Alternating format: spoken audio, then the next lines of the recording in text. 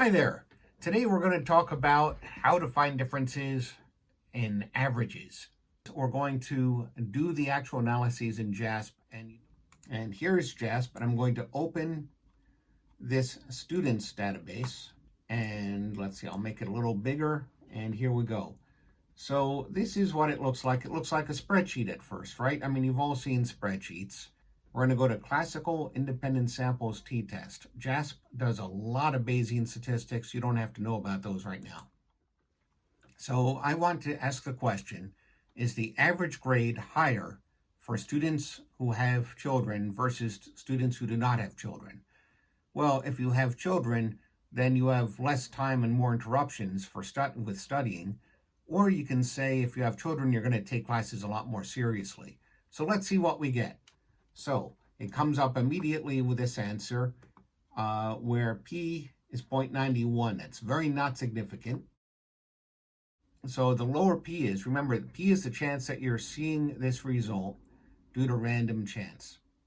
So if P is really high, in this case, P is 0.91, so there's a 91% chance that this is just random, that the difference that you see here, 0.11 in GPA, is just random. And that makes sense because it's only 25 people. And if we click on descriptives here, then you can see that there's 24 people in one group and 3 people in the other group. So really, it's going to be hard to make any difference clear in statistics because there's so few people in this group. But if I was to interpret this chart, you can see that the 2 groups are listed. This is the no group for doesn't have kids. This is the yes group for has kids. This is N is the number of people in each group, so that's important to know. Mean is the average for each group. So the average GPA in the group without kids was 2.61, and the average GPA for people who had kids was 2.67. Not a big difference. The rest of these numbers for this class, you can just ignore, because these are numbers that are used in determining how much variation there is. So this is standard deviation and this is standard error, tell you how much the numbers are bouncing around. And you can see that they're bouncing around, well, by about 3/4 of a point roughly. But the thing that you need to know if it's significant is P. You can ignore T, which is the test that we plug all the numbers into. The formula that we plug all the numbers into gives us this T. And then normally we would look it up in the back of the book along with the degrees of freedom here to get this number. But now the computer does all that, so you don't have to do it. So you don't really need these 2 numbers anymore because you have P and you have these 2 averages. So you can see how far apart they are. You can have the number of people in each group so that you know if it means anything. And in this case, it really doesn't. And you see that there's only 35 people in this group. So let's take a look and see if sharing notes tells us anything. So do students get better grade when they share notes with each other? I would imagine that they would, because when you think about it, you're getting somebody else's perspective on what's going on in class. So let's put that in. And now we see that P is a little better. We've got enough people in each group that if there's a really big difference, we should see it, but there's not a really big difference. These 2 averages are almost the same. They're off by about 1/10 of a point. And so we're just not getting a big enough difference. But you see, again, P way above 0.05. Let's try opening up a different file. This is a somewhat less happy file because we're looking at drug deaths.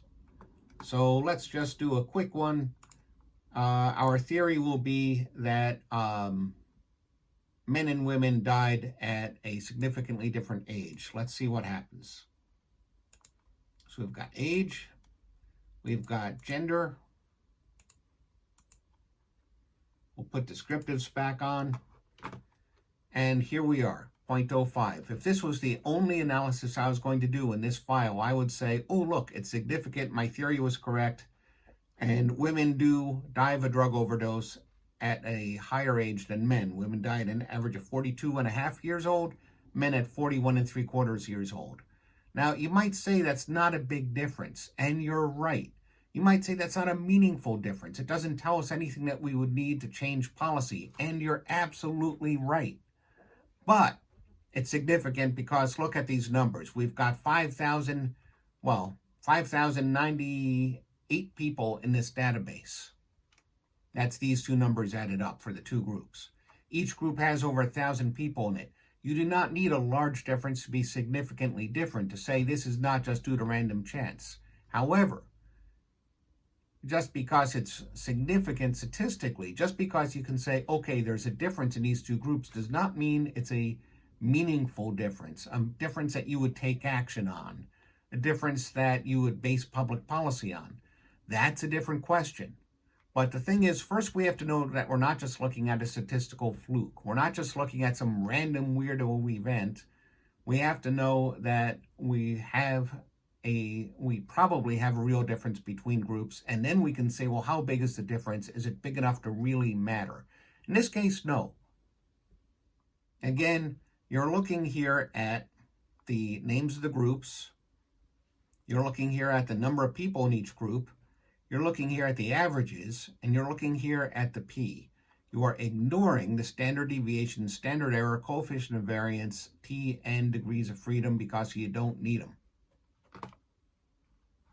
I will add, sometimes this will give you a little notice, and it will say you're using the wrong test in JASP and in Jamovi, which is another free statistics program. And it'll say that the variance into two groups is significantly different, so you have to use a different test.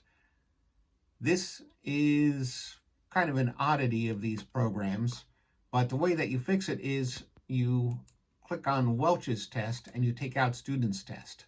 But if it tells you that your analysis is wrong, over here where it says nope, then you can just go in and switch to Welch's or the Mann-Whitney test, which you can use when, as it says, when the residuals are not normally distributed. We're not really going to get into that. I generally only use student and Welch's in my professional life. So we're just going to go with those two. Not a statistics course, decision-making course.